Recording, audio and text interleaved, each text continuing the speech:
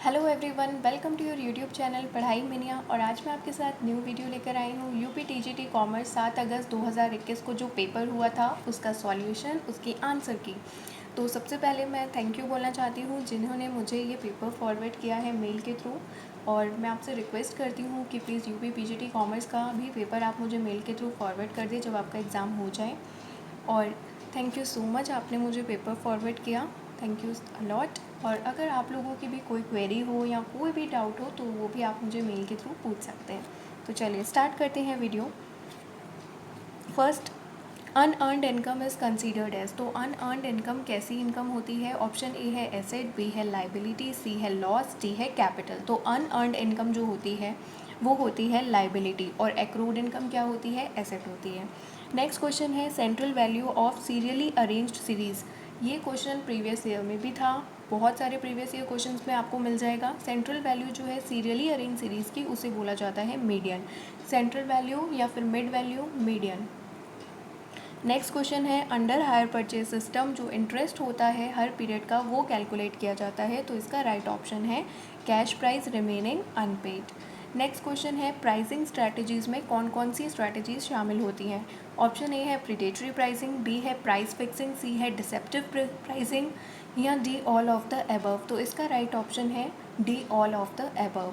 Next है according to the provisions of companies act 2013। तो companies act 2013 के हिसाब से पूछा जा रहा है the amount of minimum application money, कम से कम कितनी एप्लीकेशन मनी मिनिमम होनी चाहिए टू अप्लाई फॉर शेयर्स। तो कम से कम पूछी है तो ये 5% होगी।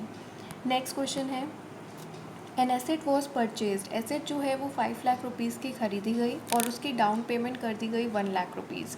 तो पहले एसेट पे देखते हैं क्या इफेक्ट पड़ेगा। अगर आपने एसेट परचेज़ करी है 5 लाख रुपीज़ की तो आपकी तो एक एसेट 5 लाख रुपए की बन गई, लेकिन आपने डाउन पेमेंट करी है तो डाउन पेमेंट करने की वजह से आपका जो कैश है वो क्या हो जाएगा? कम हो जाएगा 1 लाख से। तो एसेट पे आपका 4 लाख रुपये का पूरा इंक्रीमेंट पड़ेगा। तो आपकी जो एसेट्स हैं वो 4 लाख रुपए से इंक्रीज हो जाएंगी और आपने बिल्स एक्सेप्ट किया है तो बीपी आपका क्या हो जाएगा? बीपी हो जाएगा। तो बीपी क्या है? लाइबिलिटी है। तो लाइबिलिटी आपकी इंक्रीज हो जाएगी 4 लाख रुपए से। तो इसका जो राइट ऑप्शन है वो है 6 का ए वाला। नेक्स्ट क्वेश्चन है नेम द ऑडिट। वो ऑडिट कौन सा है जो 2 एनुअल ऑडिट के बीच में कंडक्ट किया जाता है? उस अंकेक्षण का नाम बताइए जो प्रायः 2 वार्षिक अंकेक्षणों के मध्य किया जाता है। तो इसका राइट ऑप्शन है सी इंटरिम ऑडिट। नेक्स्ट क्वेश्चन है लॉ ऑफ डिमांड क्या कहता है? तो लॉ ऑफ डिमांड ये स्टेट करता है कि अगर बाकी जो सब चीज़ें जो हैं वो क्या है? सेम है, बाकी चीज़ों को क्या रखा जाता है? कांस्टेंट रखा जाता है। और ये क्या रिलेशनशिप शो करता है कि प्राइस और क्वांटिटी डिमांड के बीच में कैसा रिलेशन होता है? इन्वर्स रिलेशन होता है, उल्टा रिलेशन होता है। प्राइस बढ़ेगी, प्राइस बढ़ा तो डिमांड कम हो जाएगी, प्राइस कम हुई तो डिमांड बढ़ जाएगी। तो इन्वर्स रिलेशनशिप होता है option B right one. Next है इनमें से कौन सी स्टेटमेंट सही नहीं है? तो फॉरफिटेड शेयर्स को बिल्कुल रीइशू किया जा सकता है। 14 दिन का नोटिस देना भी ज़रूरी होता है फॉरफीचर के केस में। Premium on issue of shares, जो भी प्रीमियम है उसको हम यूज़ कर सकते हैं प्रिलिमिनरी एक्सपेंसेस के लिए, बिल्कुल कर सकते हैं। The profit on reissue of forfeited share is transfer to general reserve account. No, general reserve में नहीं ट्रांसफ़र करते हैं, इसको किस में ट्रांसफ़र करते हैं? कैपिटल रिजर्व में ट्रांसफ़र करते हैं। तो इसका जो राइट ऑप्शन है वो है ऑप्शन नंबर डी।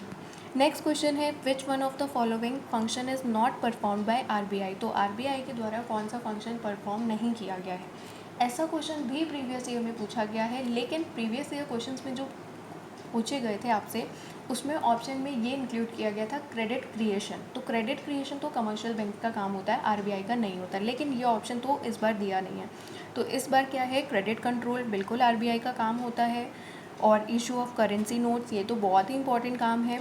और फॉरेन एक्सचेंज को मैनेजमेंट करना और कंट्रोल करना ये भी आरबीआई का काम है। लेकिन पब्लिक से पहली बात तो आरबीआई कभी भी डिपॉजिट एक्सेप्ट करता नहीं है और उस पर इंटरेस्ट देने की बात तो उठनी ही नहीं चाहिए। तो इसका जो राइट ऑप्शन है वो है सी वाला। नेक्स्ट है वर्किंग कैपिटल फैसिलिटी एक्सपोर्टर्स को कौन प्रोवाइड करता है? तो वर्किंग कैपिटल फैसिलिटी एक्सपोर्टर्स को प्रोवाइड करते हैं कमर्शियल बैंक्स। इसका है option number C right one. Auditing and assurance standard 2 are concern with. तो ऑडिटिंग और एश्योरेंस स्टैंडर्ड 2 जो है वो कैसे कंसर्न होगा, किससे कंसर्न है? तो इसका राइट ऑप्शन है D, objective and scope of the audit of financial statements. Next question है, अशोक लिमिटेड ने परचेज करी मशीन टाटा और सन से 1.5 लाख रुपए की। तो ये क्या है? ये एक ट्रांजैक्शन है। इसका राइट ऑप्शन क्या है? ए, अ ट्रांजैक्शन, एक लेन देन है। ट्रायल बैलेंस क्या शो करता है? ट्रायल बैलेंस, ये क्वेश्चन भी बहुत बार प्रीवियस ईयर में पूछा है। तो आप जब क्वेश्चंस देखेंगे तो आपको ऐसे नहीं है कि सब कुछ नया मिल रहा है, बल्कि बहुत से क्वेश्चंस अगर आपने प्रीवियस ईयर को अच्छे से पढ़े होंगे, प्रीवियस ईयर पेपर सॉल्व किए होंगे, तो बहुत से क्वेश्चंस रिपीटेड हैं, बट थोड़ा बहुत चेंज ऑप्शंस में किया गया है।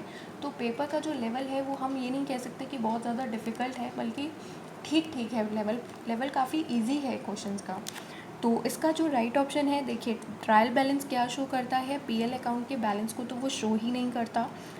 अकाउंटिंग की पूरी एक्यूरेसी तो बिल्कुल भी नहीं बताता, केवल और केवल अर्थमेटिकल एक्यूरेसी ही ट्रायल बैलेंस शो करता है। पूरी एक्यूरेसी कभी भी ट्रायल बैलेंस शो नहीं करता है। तो ऑप्शन सी क्या है इसका राइट है, क्योंकि ये अर्थमेटिकल एक्यूरेसी शो करता है और लेजर बैलेंसेस की शो करता है। और बाकी assets and liabilities, PL account, ये सब तो बाद की चीज़ें हैं, क्योंकि ये सब तो पहले बनती ही नहीं है, ये तो ट्रायल बैलेंस बनने के बाद ही बनती हैं। नेक्स्ट क्वेश्चन है, depreciation on fixed assets. Fixed assets पे जो डेप्रिसिएशन होता है ये किसका एग्जांपल है? ऑप्शन ए है कैपिटल एक्सपेंडिचर, बी है रेवेन्यू एक्सपेंडिचर, सी है डिफर्ड रेवेन्यू एक्सपेंडिचर, डी है रियल एक्सपेंडिचर। तो इसका जो राइट आंसर है वो है बी, रेवेन्यू एक्सपेंडिचर, क्योंकि हर साल आप क्या करते हो? डेप्रिसिएशन चार्ज करते हो पीएल अकाउंट में। तो ये कैसा है? रेवेन्यू एक्सपेंडिचर है। अ कंपनी ने स्पेंड करे 20,000 on painting of its building. 20,000 रुपये पेंटिंग पर खर्च किए हैं। It should be recorded as. देखिए इस क्वेश्चन को लेकर थोड़ा सा कॉन्ट्राडिक्शन है, क्योंकि कई जगह रेवेन्यू बोला गया है और कई जगह कैपिटल बोला गया है। तो फिलहाल इसमें आपके लिए मैं थोड़ा सा डाउट छोड़ रही हूँ। आप लोगों को क्या लगता है वो आप मुझे कमेंट बॉक्स में बता दीजिएगा। चलिए नेक्स्ट क्वेश्चन पे चलते हैं। In the absence of any contract, अगर कोई भी कॉन्ट्रैक्ट नहीं है तो कैपिटल प्रॉफिट जो होगा डिसोल्यूशन में, उसको कैसे शेयर किया जाएगा? तो कैपिटल प्रॉफिट जो होगा डिसोल्यूशन ऑफ पार्टनरशिप फर्म में, वो शेयर किया जाएगा प्रॉफिट शेयरिंग रेशियो में। इसका जो सॉल्यूशन है वो मेरे पास क्लास 12 का इजी नोट पड़ा था, तो उसमें ये क्वेश्चन दिया हुआ था, तो वहीं से मुझे इसका आंसर मिला है। प्रॉफिट शेयरिंग रेशियो इसका राइट ऑप्शन है। नेक्स्ट है, परचेज बुक रिकॉर्ड की जाती है। तो परचेज बुक रिकॉर्ड की जाती है केवल और केवल क्रेडिट परचेज से रिलेटेड, ऑल परचेज नहीं, सिर्फ और सिर्फ क्रेडिट परचेज। वैसे ही सेल्स बुक होती है जो सिर्फ क्रेडिट सेल्स को रिकॉर्ड करती है। नेक्स्ट क्वेश्चन है, drawing account, capital account, drawing account ये टाइप के कैसे होते हैं? पर्सनल अकाउंट होते हैं। नेक्स्ट क्वेश्चन है, in order to implement the provisions of partnership deed. Partnership deed के प्रोविजंस को इम्प्लीमेंट करने के लिए फर्म को कौन सा अकाउंट बनाना पड़ता है? तो फर्म को पीएल एप्रोप्रिएशन अकाउंट बनाना पड़ता है। अगर आपने थोड़ी बहुत भी पार्टनरशिप पढ़ी है तो आपको पता होगा कि रिवैल्यूएशन अकाउंट तो एडमिशन के टाइम पे बनता है। पीएल अकाउंट सबसे इंपॉर्टेंट जो मेन अकाउंट अगर आपके माइंड में हो तो पीएल एप्रोप्रिएशन बनता है और रिवैल्यूएशन अकाउंट बनता है, रियलाइजेशन अकाउंट बनता है, लेकिन वो अलग अलग कंडीशंस पे बनता है कि एडमिशन है, डेथ है, तो रिटायरमेंट है, और उसके हिसाब से बनते हैं अलग अलग। तो इसका जो राइट ऑप्शन है वो है 20 का B, PL appropriation account. Next है, प्राइमरी पर्पस क्या होता है एडवर्टाइजिंग करने का? तो एडवर्टाइजिंग करने का जो मेन पर्पस होता है वो यही होता है कि जो भी हमारे कंज्यूमर्स हैं उनको इन्फॉर्म करना, उनको परसुएट करना और उनको रिमाइंड करना कि हाँ हमारा प्रोडक्ट एग्जिस्ट कर रहा है। तो इसका जो राइट ऑप्शन है वो क्या है? इसका राइट ऑप्शन है D, all of the above. Next है, verification of the authority and authenticity of transaction. आप वेरीफाई कर रहे हो और ऑथेंटिसिटी चेक कर रहे हो। ऑथेंटिसिटी का मतलब होता है कि जो ट्रांजैक्शन आपने लिखे हैं वो सही लिखे हैं या नहीं लिखे हैं। तो ऑथेंटिसिटी चेक करने का मतलब क्या है? वाउचिंग करना। वाउचिंग में आप क्या करते हो? टेस्ट करते हो। Vouching means testing the truth of the items appearing in the books of accounts या बुक्स ऑफ ओरिजिनल एंट्री। ये डेफिनेशन बहुत फेमस है और जो कि बाटली बॉय ने दी थी। तो वाउचिंग का मतलब क्या होता है कि आप वेरीफाई कर रहे हो और ऑथेंटिसिटी चेक कर रहे हो कि सच में ऐसे ट्रांजैक्शंस अपीयर हो रहे हैं या नहीं, मैच कर रहे हैं या नहीं। तो ये वाउचिंग होता है। वेरिफिकेशन तो एसेट्स एंड लाइबिलिटीज़ का होता है। नेक्स्ट क्वेश्चन की तरफ मूव करते हैं। विच one of the following statement is not correct? तो कौन सा स्टेटमेंट इसमें से सही नहीं है? तो इसका जो राइट ऑप्शन है वो है D, goodwill is a fictitious asset. तो गुडविल फिक्टिशियस एसेट, ये वाला जो है वो राइट वन है। ऑडिटिंग इज़ मैंडेटरी फॉर, तो ऑडिटिंग किसके लिए मैंडेटरी होता है? एक मिनट, कुछ आगे बढ़ गई, wait. Auditing is mandatory for, चलिए 24th, ऑडिटिंग किसके लिए मैंडेटरी होता है? तो ऑप्शन है A trust, B joint stock company, C sole proprietorship, D partnership. तो जॉइंट स्टॉक कंपनीज़ के लिए ऑडिटिंग क्या होता है? मैंडेटरी होता है, मतलब इन्हें करवाना ही करवाना होता है। बाकी सोल प्रोप्राइटर है, पार्टनरशिप फर्म है और ट्रस्ट है, इनके लिए क्या है कि ये वॉलेंट्री ऑडिट है इनके लिए, मतलब अगर इनकी इच्छा होगी तो ये करवा लेंगे, अगर नहीं है तो कोई ऐसी ज़रूरी नहीं है, इन पर कोई भी मैंडेटरी या फिर लीगली नहीं है कि आपको करवाना ही करवाना है। नेक्स्ट है under quantity theory of money, quantity theory of जो मनी है उसके हिसाब से कौन सी इक्वेशन सही है? तो उसके हिसाब से बी वाली सही है। नेक्स्ट क्वेश्चन की तरफ चलते हैं। जब कंज्यूमर अपना इंक्रीज़ कर रहा है एक्स कॉमोडिटी का यूनिट, लेकिन वो वाई कॉमोडिटी के कुछ यूनिट्स को गिव अप कर रहा है ताकि वो सेम लेवल ऑफ सेटिस्फेक्शन पे बना रहे, तो इसका जो राइट ऑप्शन है वो है change in Y commodity upon change in X commodity. Next question है under quantitative techniques, quantitative techniques के थ्रू जो क्रेडिट कंट्रोल का काम होता है आरबीआई का, उनमें कौन कौन सी चीज़ें नहीं शामिल हैं? ओपन मार्केट ऑपरेशंस भी होते हैं, क्योंकि ओपन मार्केट ऑपरेशंस में क्या होता है? Selling and buying of government securities, CRR भी होता है। राशनिंग ऑफ क्रेडिट लिमिटेड ये नहीं होता है, ये एक क्वालिटेटिव टेक्निक है। बाकी बैंक रेट पॉलिसी भी क्या होती है? क्वांटिटेटिव टेक्निक होती है। नेक्स्ट क्वेश्चन पे चलते हैं। विच one of the following is not an accounting convention, इनमें से कौन सा एक जो है वो अकाउंटिंग कन्वेंशन नहीं है? तो कन्वेंशन ऑफ एक्रूअल अकाउंटिंग जो है ये हमारा अकाउंटिंग कन्वेंशन नहीं है। नेक्स्ट क्वेश्चन है एवरी वाउचर, हर वाउचर को कौन साइन करे? तो हर वाउचर को ऑप्शन नंबर डी राइट है, रिस्पॉन्सिबल ऑफिशियल के द्वारा साइन किया जाना चाहिए। Repairs of second hand machinery, अगर आपने सेकेंड हैंड मशीनरी परचेज़ करी है और उस पर कुछ रिपेयर करवाया है तो वो डेबिट किया है रिपेयर अकाउंट में, मतलब आपने कुछ गलती करी है, यहाँ पर बोल दिया गया है कि आपने कुछ गलती करी है, तो ये जो गलती है ये एरर ऑफ प्रिंसिपल की है, मतलब आपको अकाउंटिंग के प्रिंसिपल्स की ठीक ठाक नॉलेज नहीं है, इसकी वजह से जो एरर अराइज हुआ है वो कौन सा होता है? Error of principle. Next question है amount spent on increasing the seating capacity of a cinema hall. अब सिनेमा हॉल की आप बैठने की जो व्यवस्था है उसको थोड़ा सा बढ़ा रहे हो, तो क्या आप ये हर टाइम बढ़ाते रहते हो, हर साल बढ़ाते रहते हो? ऐसा तो नहीं है ना, क्योंकि ये करना एक कैपिटल एक्सपेंडिचर है, एक आप हर बार नहीं करते रहते हो। तो अमाउंट स्पेंट ऑन इंक्रीजिंग, जैसे कि आपके 2 मंजिल बने थे तो आपने एक और मंजिल बनवा ली घर की, तो ये कैसा होता है? कैपिटल एक्सपेंडिचर ही है ना। तो उसी तरीके से amount spent on increasing the seating capacity of a cinema hall is called, option number C capital expenditure is right option.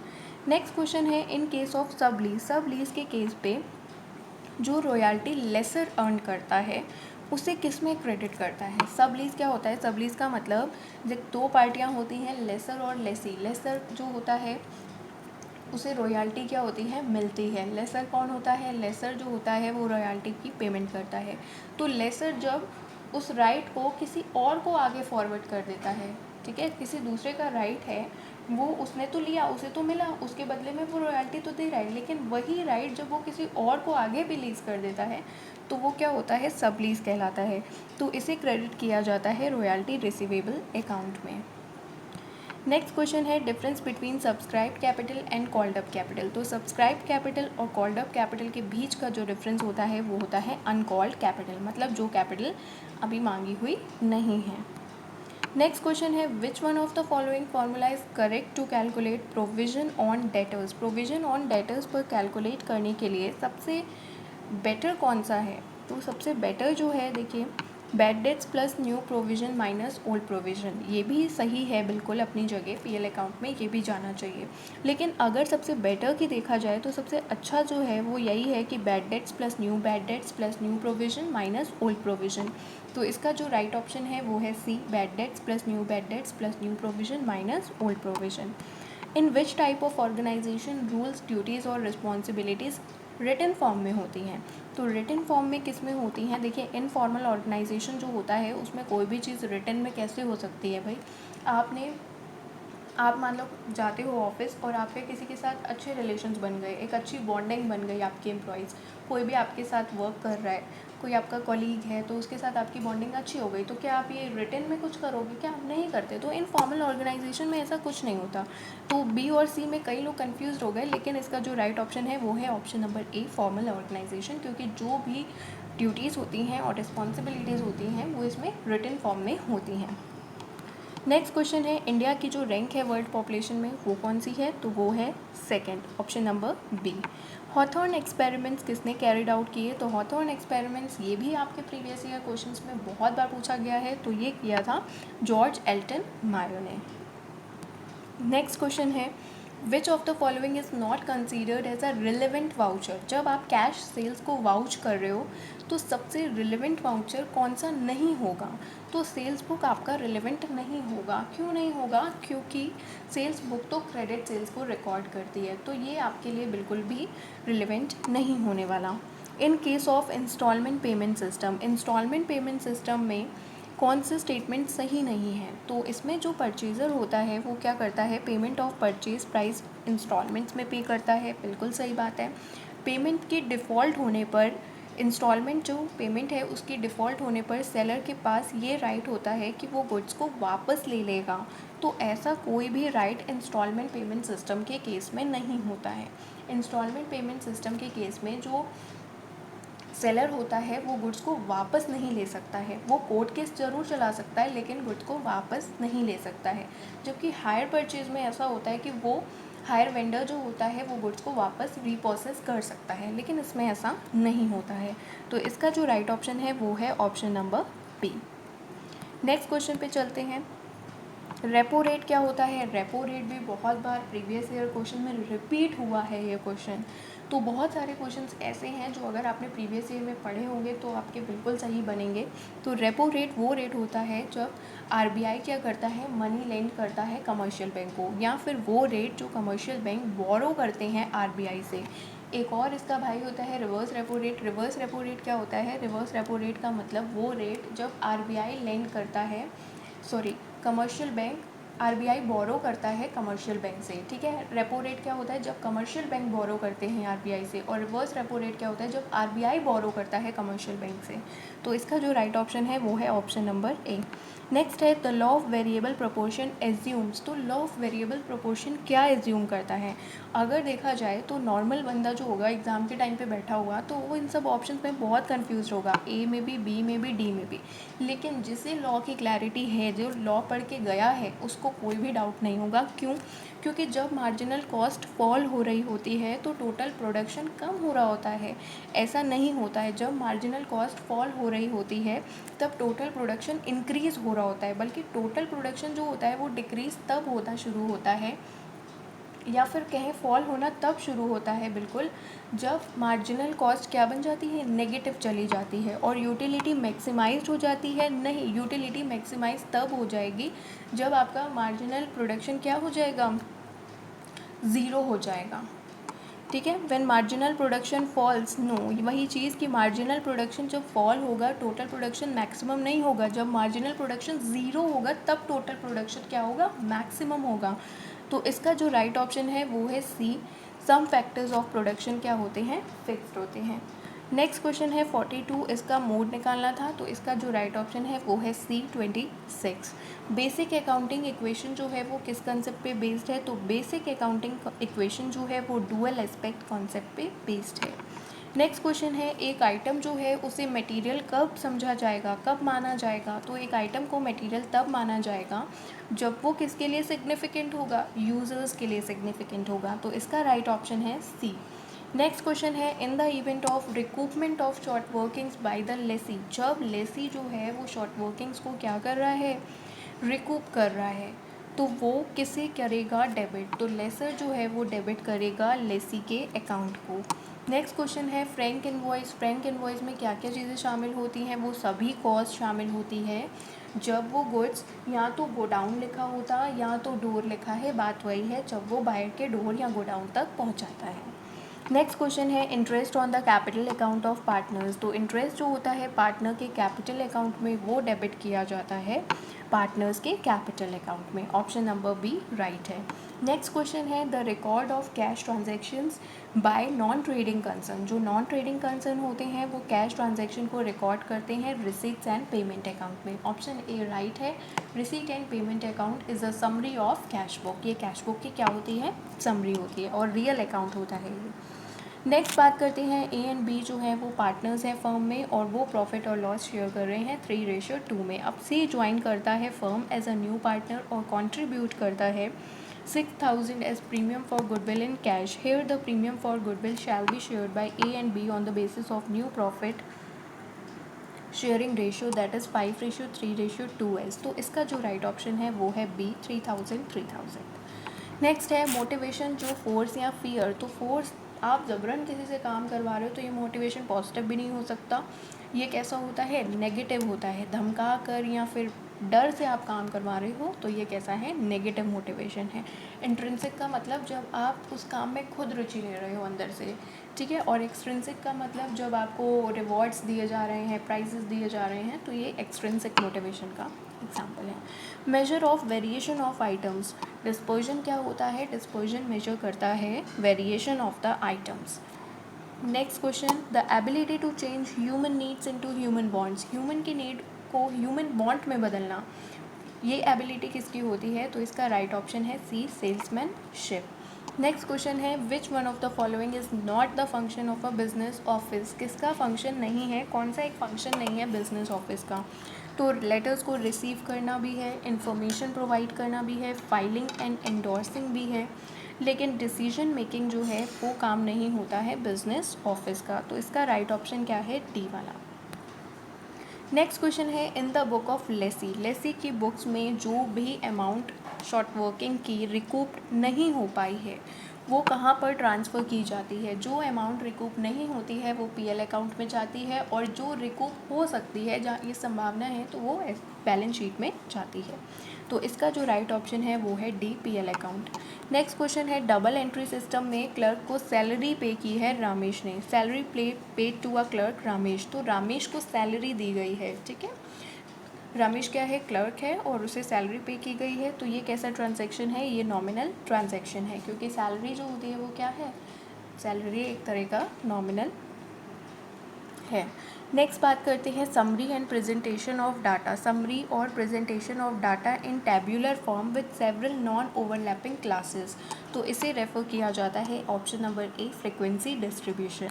The main objective of safe guard duty. Safe guard मतलब कि protect करने के लिए अपनी indigenous industries को जो duty लगाई जाती है, अपनी जो स्वदेशी उद्योगों को संरक्षित करने के लिए जो ड्यूटी लगाई जाती है, उसका मेन ऑब्जेक्टिव यही होता है। चलिए नेक्स्ट है ledger is a book of. Ledger को बुक बोला जाता है फाइनल एंट्री की, और ओरिजिनल एंट्री की बुक किसे बोला जाता है, जर्नल को बोला जाता है। ऑप्शन बी क्या है, राइट वन है। Rearrange Maslow hierarchy of needs.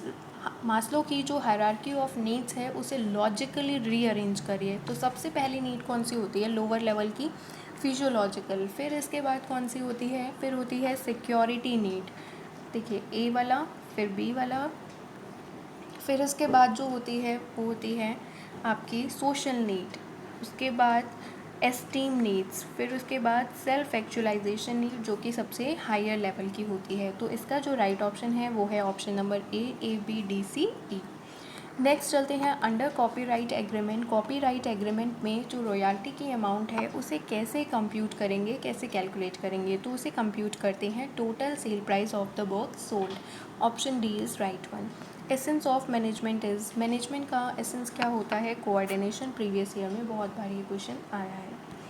Next चलते हैं after admission of a new partner. जब नया पार्टनर एडमिट होता है तो जो कैपिटल होती है सभी पार्टनर्स की, उसे कैसे हमें करना चाहिए, तो वो म्यूचुअली एग्रीड रेशियो में एडजस्ट करनी चाहिए।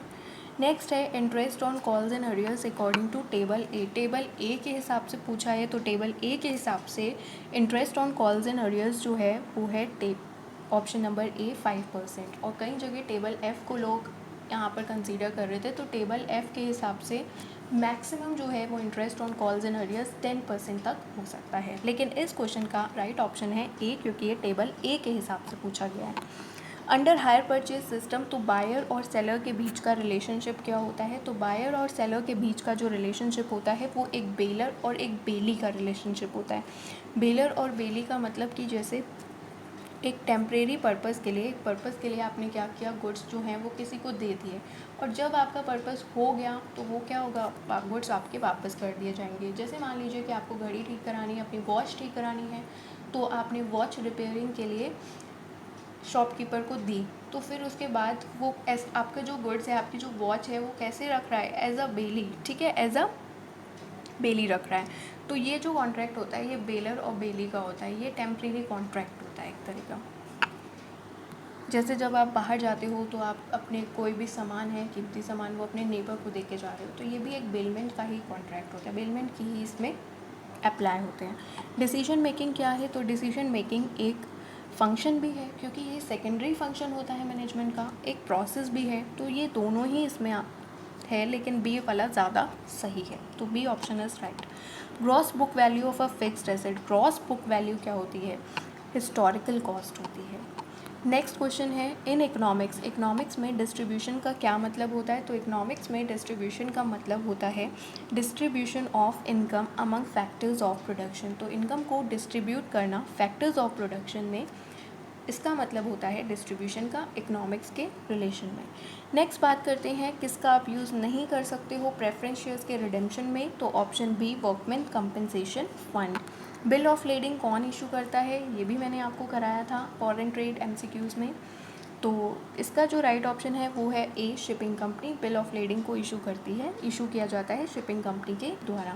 Money consist of those things which within a society are of general acceptability, अगर इस डेफिनेशन की बात करें तो ऐसी डेफिनेशन देखिए मिल तो नहीं रही है कि कहाँ पर किसने बोला है, लेकिन क्राउदर की जो डेफिनेशन है वो कहीं ना कहीं कोरिलेट ज़रूर कर रही है इससे, तो मेरे हिसाब से तो ऑप्शन सी क्राउदर होना चाहिए इसका।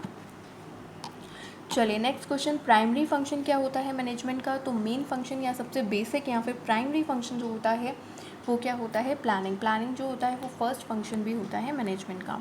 टेक्निकल स्किल सबसे ज़्यादा किसके लिए ज़रूरी होती हैं, तो टेक्निकल स्किल सबसे ज़्यादा ज़रूरी होती हैं फर्स्ट लाइन मैनेजर्स के लिए। नेक्स्ट क्वेश्चन है retirement of a partner, partner जो है वो रिटायरमेंट हो रहा है, रिटायरमेंट चल रहा है अब, तो प्रॉफिट ऑन रीवैल्यूएशन, तो रीवैल्यूएशन पर जो भी प्रॉफिट हो रहा है एसेट्स और लाइबिलिटीज़ का उसे क्रेडिट किया जाएगा, तो उसे क्रेडिट किया जाएगा capital account of all partners in their old profit sharing ratio. लेकिन अगर एडमिशन के टाइम की बात करें तो एडमिशन के टाइम पे old partners old profit sharing ratio पे रीवैल्यूएशन का एसेट्स और लाइबिलिटीज़ का प्रॉफिट या लॉस शेयर करते हैं। नेक्स्ट क्वेश्चन है मोस्ट कॉमनली यूज्ड, सबसे कॉमनली यूज्ड मेजर कौन सा है डिस्पर्शन का, standard deviation. If the demand of a commodity in elastic है और अगर उसका प्राइस इंक्रीज हो गया है तो टोटल एक्सपेंडिचर भी क्या हो जाएगा, इंक्रीज हो जाएगा, तो इसका जो राइट ऑप्शन है वो है A option.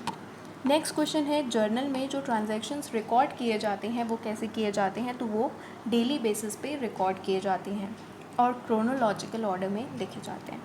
It is given in adjustment, ये एडजस्टमेंट में दिया हुआ है कि during the accounting year the trader distribute goods worth ₹5,000 as free sample, तो ट्रेडर ने 5,000 के जो गुड्स हैं वो फ्री सैम्पल में बांट दिए हैं। तो फाइनल अकाउंट्स बनाते समय हमें क्या ध्यान रखना पड़ेगा या कहाँ पे हम इसे शो करेंगे, फ्री सैम्पल पे दिया है तो इसे हमें परचेज में से माइनस करना पड़ेगा ट्रेडिंग में, और क्या करना पड़ेगा, इसे एज अ एडवर्टाइजमेंट हम दिखाएंगे पीएल में। तो इसका ट्रीटमेंट क्या है, it is shown both in trading और पीएल अकाउंट, दोनों में हम दिखाएंगे, व्यापारिक और लाभ हानि खाता दोनों में। नेक्स्ट क्वेश्चन है किस टाइप के एग्रीमेंट में रॉयल्टी जो है वो सेल पर दी जाती है, तो वो कॉपीराइट के केस में दी जाती है।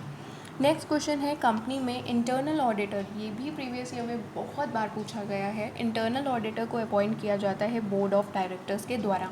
अगर मैनेजमेंट होता ऑप्शन में तो मैनेजमेंट हम राइट करते, लेकिन मैनेजमेंट नहीं है तो board of director is a right one. Strategic planning कौन करता है, तो स्ट्रैटेजिक प्लानिंग जो की जाती है वो टॉप लेवल मैनेजमेंट के द्वारा की जाती है। नेक्स्ट क्वेश्चन है बैलेंस ऑफ पेटी कैश बुक, पेटी कैश बुक का बैलेंस ये मैंने आपको करवाया था जब आप मेरे फाइनल अकाउंट्स के एमसीक्यूज़ देखोगे, सॉरी जर्नल लेजर और ट्रायल, इसके एमसीक्यूज़ की जो मैंने वीडियो बनाई थी उसमें मैंने ये क्वेश्चन रखा था बैलेंस ऑफ पेटी कैश बुक क्या रिप्रेजेंट करता है, तो वो रिप्रेजेंट करता है एसेट को।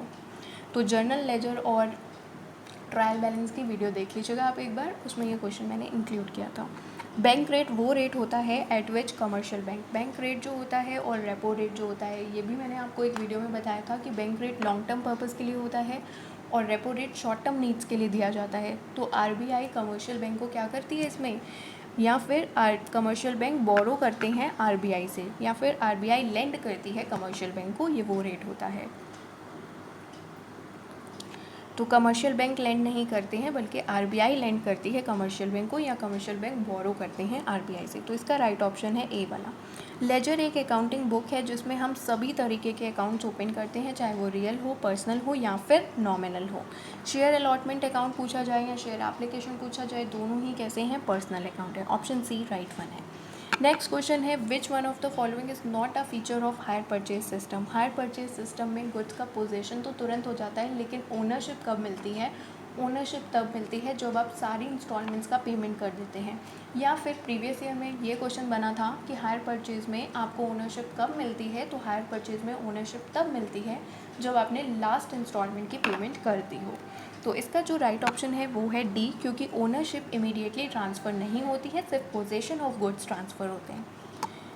नेक्स्ट क्वेश्चन, R&S पार्टनर्स हैं, प्रॉफिट और लॉस शेयर कर रहे हैं 5:3 में। अब T आ जाता है as a new partner. R gives 1/4 of his share. R जो है वो अपने शेयर का 1/4 देता है और S देता है 2/5 ऑफ हिज शेयर। तो इसका जो राइट ऑप्शन है वो है option number B, 75:36:49।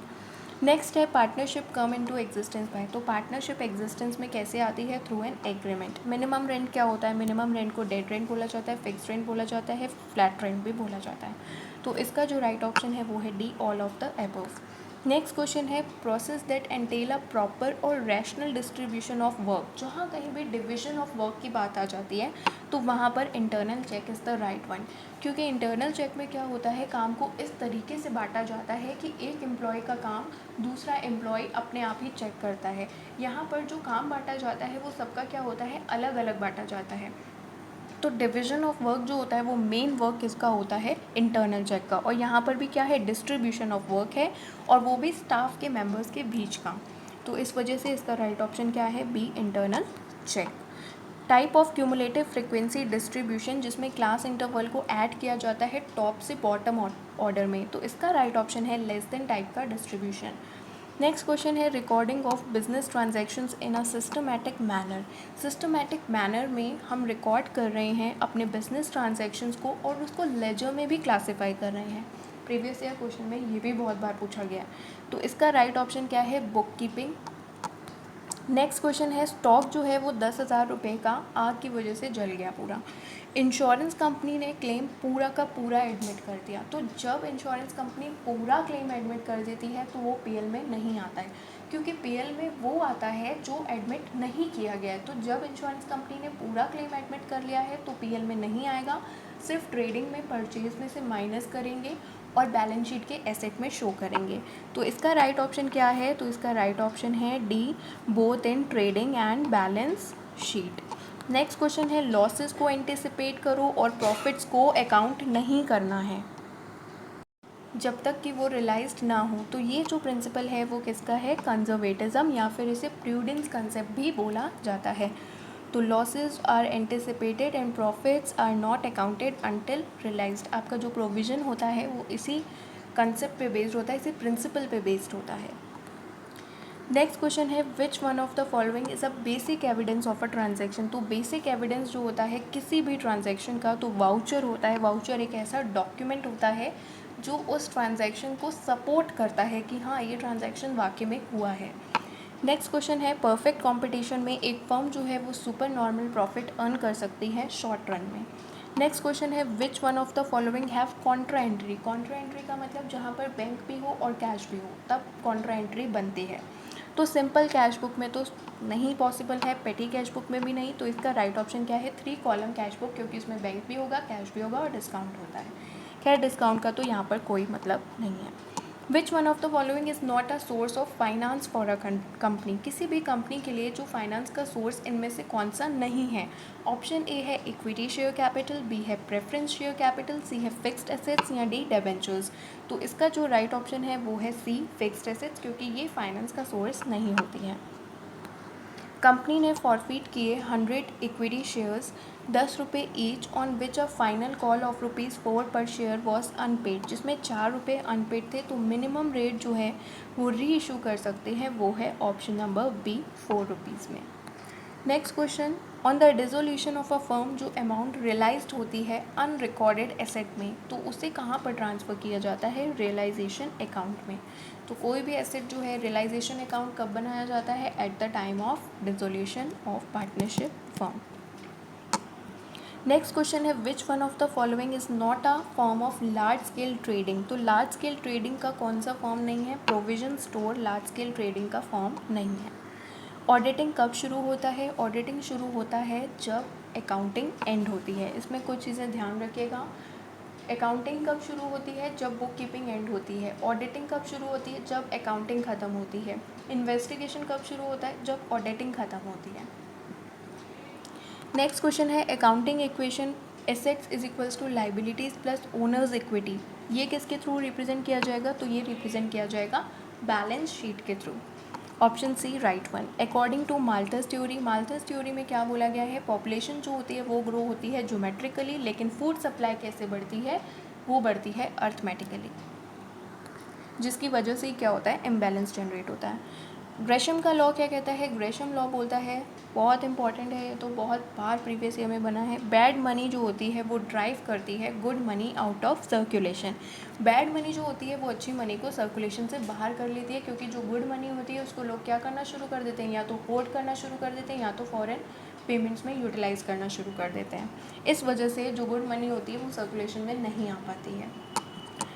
Next question है which one is not the method of collecting primary data. तो प्राइमरी डाटा जो है वो पब्लिकेशन हो गया, रिसर्च इंस्टीट्यूशन का कोई पब्लिकेशन है, गवर्नमेंट का पब्लिकेशन है, तो ये सब जो होता है ये प्राइमरी डाटा का मेथड नहीं है। बाकी direct personal investigation, indirect oral और शेड्यूल्स, ये सब क्या हैं, प्राइमरी डाटा को कलेक्ट करने के तरीके हैं। इसका ऑप्शन है ए वाला राइट। एक्स जो है वो पार्टनर है पार्टनरशिप फर्म में, और वो विड्रॉ कर रहा है 2000 रुपये हर साल के एंड में each month. Rate of interest कितना है, 5% है। Interest on drawings at the end of the year will be.